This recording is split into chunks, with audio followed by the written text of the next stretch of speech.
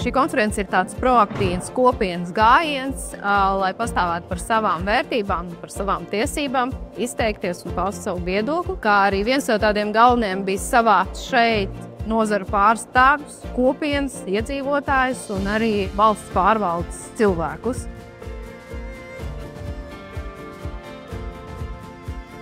Es uzskatu, ka valdības pārstāvjiem un vispār politiķiem ir jārunā cilvēkiem, jārunā sabiedrību un jāspēj uzklausīt arī tie jautājumi, varbūt kuri nav patīkami vienmēr, jo tikai sarunājoties un diskutējot var nonākt pie kopēja viedokļa un arī sadzirdēt, kas tad ir tas svarīgākais cilvēkiem.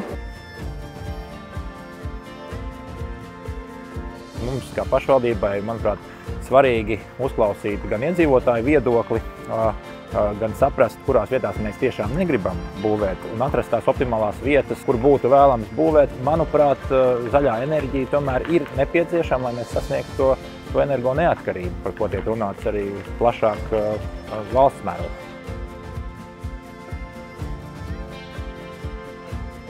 Sadarbosimies, lai veidotu, kā jūs teicat noslēgumā, to Latviju tādu, kādā mēs gribam dzīvot. Un tā ir iespējams. Daļa no tā būs kāda atjaunojamā enerģija, bet saprātā un sabalansēta ar Latvijas iedzīvotāju vajadzībām.